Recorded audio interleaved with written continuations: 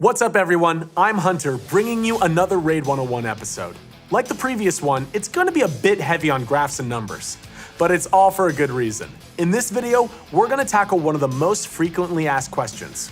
Why don't my debuffs land? At the core of this question, there are two separate processes going on that people need to know about. First, there's the chance of the skill actually activating the debuff, and then there's the second part, accuracy versus resistance, and the chance of the debuff actually landing on the enemy. Both of these processes happen in separate stages. To answer this question properly, we'll need to break down both of these in detail and cover the whole process of actually applying a debuff on an enemy, hopefully without this turning into a calculus class. First up, activating the debuff. This part is super simple. It's just the chance that's written in the skill description. Let's take Aethiel for example. Without any skill upgrades, her first attack, Strike Down, has a 75% chance of applying a weaken debuff on the last hit. Now, that's actually not the chance the enemy receiving a weaken debuff. This is the chance of the skill actually attempting to apply a debuff. You might see this on the forums being referred to as the proc chance or chance to proc. Think of it like a chance to cast the debuff. So in Aethiel's example, she has a 75% chance, a 3 in 4 chance, or 3 to 1 odds of casting a weakened debuff on the last hit. That's the raw percentage chance, but as we covered in the previous video, there's another piece to the puzzle too, hit type. If a skill lands as a weak hit, which is a common occurrence when attacking champions while at an affinity disadvantage, then the debuff will not activate or be cast unless stated in the skill description. And it doesn't matter what your accuracy or resistance stats are if you get a weak hit and the debuff doesn't activate in the first place. Anyway, let's assume we've passed that test and our attack lands as a strong hit. Then the raw percentage chance applies. But then what? Once the debuff has been cast and it's out there in the ether, then what happens? How do we actually know it will be applied? How do we know if it will land on the target? This is just like in the movies. A magician from your favorite magic school recites a magic spell, the spell is cast, and a huge ball of flame, frost, or whatever flies toward the bad guy. This is where we're at now. The spell is cast, but will the bad guy get frozen? That comes down to the power of his magic versus the power of the good guys. Or in our game, our accuracy versus their resistance. Before we move forward, it's important to clear up this common misconception. Accuracy and resistance are not percentages. It's not like crit rate, where the percentage in a vacuum dictates the chance of a skill critting. Accuracy and resistance can both go above 100 and are more akin to the power of those stats. So let's say we've cast a debuff, stage 1 is passed, and now we want to know whether the debuff will actually land on the enemy. In a nutshell, what happens now is it takes all the power of your accuracy and pits against the power of the enemy's resistance. They clash together, and each point of accuracy and resistance cancel each other out. What we're left with is either an accuracy or resistance surplus. We then take the number and translate it into the actual chance of landing a debuff. That might sound a bit confusing, but let's play it out. Champion A is trying to apply a freeze debuff on Champion B. Champion A has 100 debuff accuracy and Champion B has 130. They clash, and what's left over is 30 resistance. We then take that 30 resistance and translate it into a chance to apply the debuff. Because all champions start with 0 accuracy and 30 resistance, this is actually the default outcome if you don't add any of those stats to your champions. In this situation, it's actually very simple, but because it's so simple, it can also be misleading and allow people to jump to the wrong conclusions. With 30 more resistance than the attacker's accuracy, here's the outcome.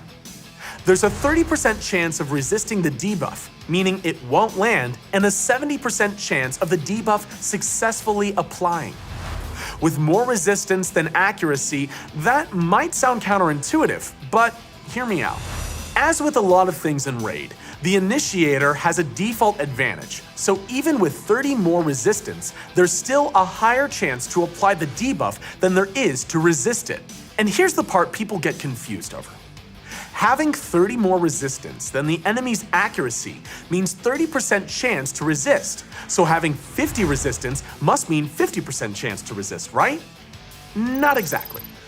Going off the first example, You might assume that a single point of debuff resistance equals 1%, but that's not how it works.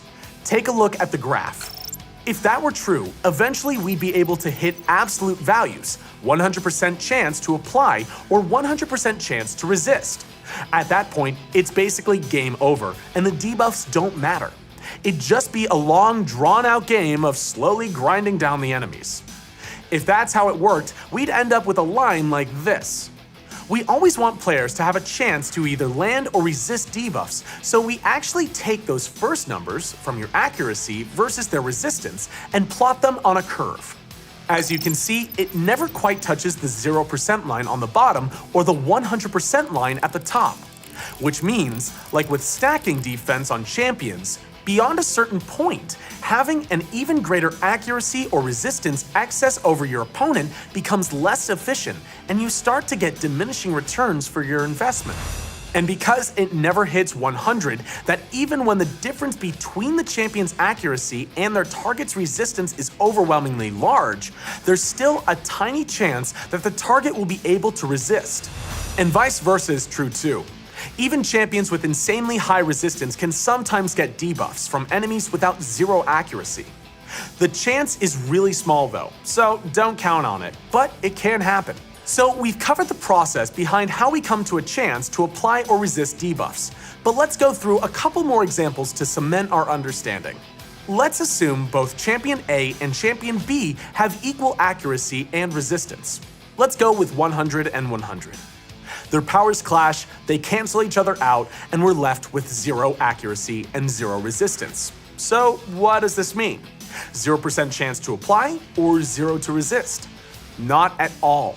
Remember 2 things. First, the attacker already has a default advantage, and even with a deficit of 30 points to the enemy's resistance, will still apply debuffs more often than not. Secondly, that we don't want to have any guaranteed outcomes, so 1 point of debuff resistance does not equal 1%. Here's where it falls on our curve. If both champion stats cancel each other out, there's a huge advantage to the attacker, around 92% chance to apply a debuff. But it still doesn't reach 100% and still isn't guaranteed. In both of our examples so far, the advantage lies fully with the attacker, even if the stats suggest otherwise. But what does it mean for resistance? Is it basically useless? Basically, if you don't want to eat debuffs all day, you need to build your champions with enough res to overcome that initial advantage. If we add a line to our graph that shows a 50% chance to apply, we could work this out via trial and error, but we're just going to give you this number. To overcome the attacker's default advantage, you need to beat their accuracy by around 42 points of resistance. With this, you'll be resisting any debuff attempts more than half the time. All champions start with an advantage of 30 resistance, so unless the attacker wears an accuracy chestplate, you've already got a significant head start. We've covered how everything works and given you enough to get your teeth into. But what does it mean as a player? How does it, or should it, affect your strategy?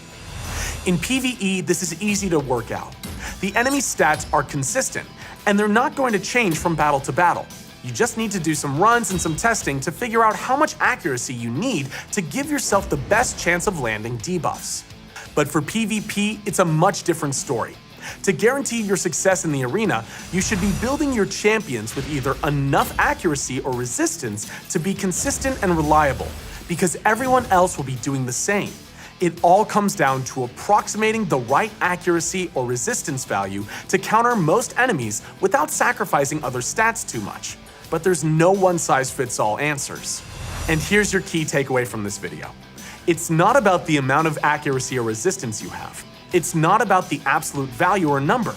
It doesn't matter if you have 40 accuracy or 140 accuracy. It's about how much more accuracy you have compared to the enemy's resistance. Bottom line, if your debuffs aren't landing, there's no mystery to it.